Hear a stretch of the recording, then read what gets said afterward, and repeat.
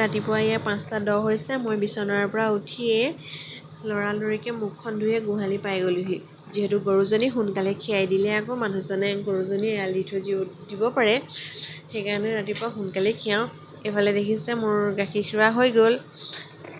যিহেতু বান্দাৰ লাইটটো জ্বলি আছে, ৰাতিপুৱা 5:10 মানত মানে পোহৰ নহয়েই, আন্ধাৰ লেখীয়া হৈ থাকে। লাইটটো বন্ধ কৰা নাই আৰু দি ল'লোঁ।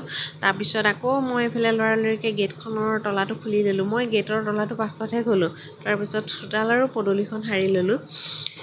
মানে 7টা বজাত বাছুক স্কুললৈ ৰেডি কৰিব লাগিব, সেইকাৰণে লৰালৰিকৈ আৰু সকলোখিনি কাম কৰিবই লাগিব, নহয় জানো।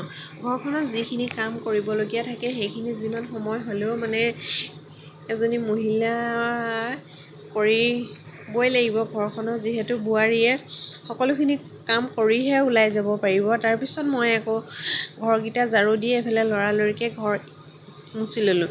ৰাতিপুৱা মানে মোৰ এটা অভ্যাস হৈ গ'ল আৰু চাফ হ'লেও নহ'লেও ঘৰকেইটা মানে সদায় মই ৰাতিপুৱা মুচোৱেই আৰু। তাৰ গা পা ধুই মেলি আহিয়ে আৰু এইফালে ধূপডাল জ্বলাই ল'লোঁ। মানে ৰাতিপুৱা সময়কণ ভগৱানক পুজিবলৈও সময় নাথাকে আৰু। আপোনালোকৰো তেনেকুৱা হয়নে বাৰু?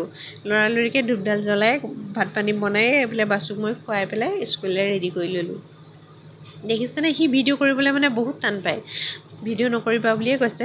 তাৰপিছত সিহঁতক পঠিয়াই মই ৰুটি আৰু চাহ খাই ল'লোঁ। চাহকাপ খাই এইফালে লৰালৰিকৈ চোতালখন মুচি ল'লোঁ। যিহেতু আজি মানে আমাৰ মৰণা মাৰিব বুলি কৈছে, সেইকাৰণে চোতালখন দুইজনীয়ে এফালে খুৰীয়ে মুচিছে, এফালে মই মুচিছোঁ। দুফালে দুইজনীয়ে মুচি লৈছোঁ আৰু।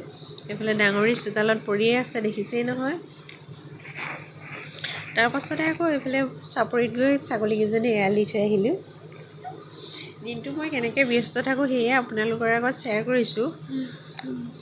তাৰপাছত ভাত পানী বনাই মেলি মই পথাৰলৈ বুলি লৈ আহিলোঁ।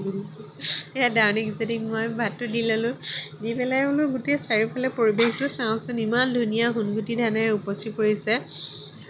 মই তাহাঁতি ভাত খোৱাৰ লগে লগে মই মানে গোটেই পথাৰখনেই ঘূৰিলোঁ। যদি মোৰ ভিডিঅ'টো ভাল লাগিছে তেতিয়াহ'লে ছাবস্ক্ৰাইব কৰিবলৈ নাপাহৰিব। Bye bye.